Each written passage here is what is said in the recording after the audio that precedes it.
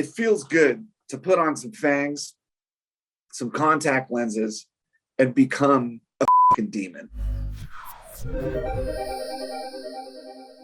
Let's go somewhere we've never been. This place is amazing. Do you guys get this overwhelming sense of death? Ooh. Doesn't really seem like the right fit. Whoa. Imagine a rock band who's tired of using all of those recording studios that all of your favorite records have been made in. They decide to find somewhere different, enter a creepy old house, which they have no idea is haunted. They begin to record. People start getting killed in the peripheral, but you don't know who is doing the killing until you discover that it's the singer of the band who's possessed by the spirit of the house. One by one, everyone gets killed until no one's left but the singer, and he goes solo.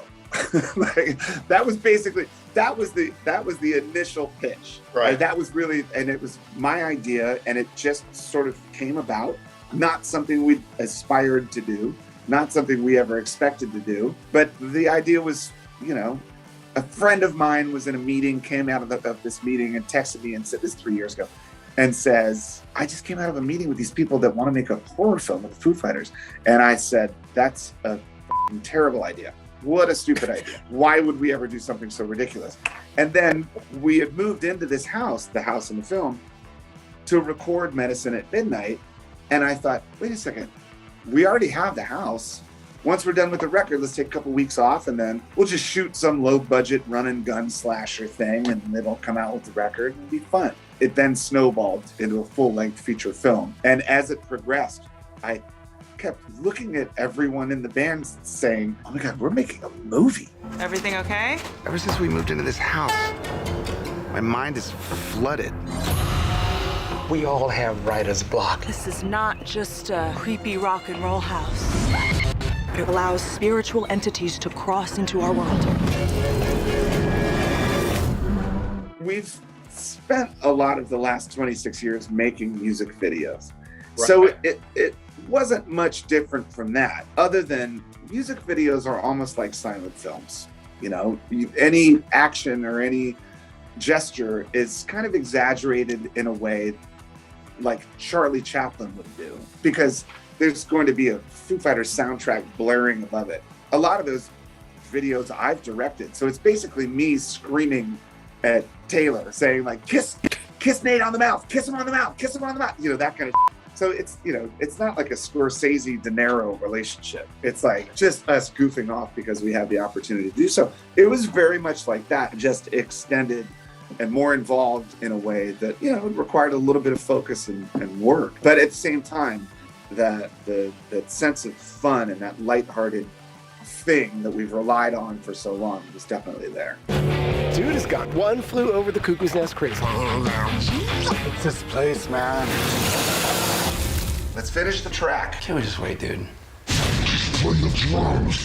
Years ago, maybe 4 or 5 years ago, we made a video for a song called Run. The premise of that video was that we were senior citizens playing to a room full of senior citizens, that it turns into a riot. We needed this prosthetic makeup to make us look old. So we called this guy Tony Gardner, who is an old school Los Angeles Hollywood special effects legend. Tony is such a sweet and gentle and kind, wonderful dude who comes up with the most nightmarish, insane ideas of how to kill people. So when we were writing the script, knowing that each person was going to be killed, we made a list of the most ridiculous, inventive, creative, and hilarious ways to kill each person. We just walked around the house with the notepad, said, oh, you know what you could do? Here's what you do. Chainsaw Rami in half. You're under the bed with the chainsaw. He's having sex with Whitney Cummings. Splay him. Or, oh, you know what you should do? Decapitate Taylor with the symbol. Just throw it across the thing, right into his mouth. So that was really fun. And it feels good to put on some fangs, some contact lenses, and become a fucking demon. And like you spend most of your time trying to be the nicest, kindest person you could possibly be until someone puts that on your face. You suddenly have license to be possessed by the devil. And it's really fun. So we had fun with it. It was really cool. He does make a killer barbecue.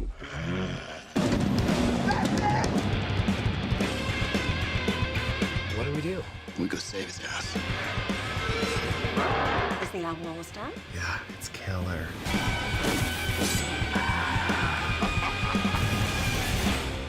I do love horror films. I remember in the late 70s when the Amityville Horror book came out. It was a bestseller, and my older sister, was reading it. Once she was done, she handed it to me.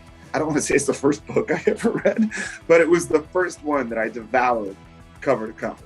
Then the film came out, and oh my God, I was so terrified. I still, to this day, it's hard for me to watch because I was so affected by it when I was a kid. The Exorcist, another example. I read the book before seeing the film, but I have this personal connection to The Exorcist because I grew up I'm actually here right now. I grew up outside of Washington, D.C. in a suburb of Virginia. On the weekends, all the punk rockers would go into Georgetown, which is where they filmed The Exorcist. And there was this liquor store called Dixie Liquor right next to those steps that you see in The Exorcist. So the priest gets his head snapped around. So as punk rock kids, we would go and spend all Friday night sitting on those steps. Whenever I see the film, it's a little less scary to me. Actually, you know what? I learned a great musical lesson from the movie Halloween and the music that John Carpenter made with that, which was this polyrhythm. There's this one scene where there's a keyboard it's going dong, do dong, dong, do dong, and then this other keyboard goes ding ding ding ding ding ding, and you put those together, it's like ding ding ding ding do dong, and I learned how to do that with my hands, and it was like one of the first drum lessons I ever had in my life. It was from John Carpenter's movie Halloween. So I mean, I have to say that The Witch really is one of my favorite movies of all time, because more than it being a modern jump scare horror film, they managed through script and cinematography to create something so eerie that had there not been any graphic death scenes in that film, it still would be terrifying. That film is not only beautiful, a work of great actors and a great director, but man, like there's something about like a good Salem witch possession that will always scare me more than any Saw movie or any Ring movie. It's like, God, when I think about The Witch, I've watched that movie 50 times. I love that film. Great script too. Yeah, I mean, I'm no aficionado, but I like what I like. But if you look at the story or the premise of the movie, it's really just kind of a compilation of a lot of our favorite horror films. There's a portal to hell in the basement. Well, that's the end of the horror. You're stuck in isolation and someone goes insane and starts murdering you. Well, that's The Shining. Someone's possessed by that's the Exorcist. So, it was fun to kind of live out a lot of our childhood horror film fantasies. So, yeah, we kind of cobbled it all together. Got a couple of ideas I've been working on. I'll lay them on you. Dude, wait. It's called Everlong, and you wrote it about 20 years ago.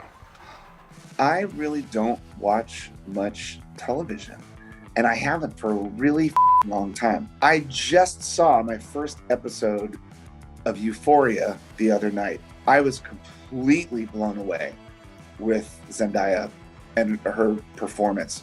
I mean, I was really blown away. I had no idea.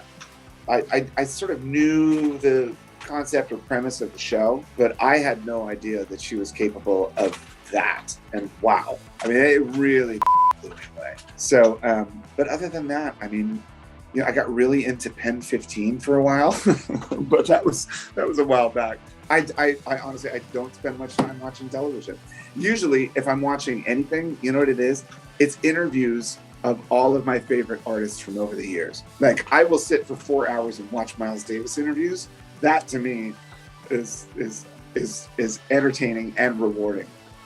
So yeah, I was never a huge Eagles fan until I watched that film and realized how much conflict and drama went into them making those peaceful, easy feeling records. I thought, this is the most up shit I've ever seen. what? And then I'm like, no, I love the Eagles. That's crazy.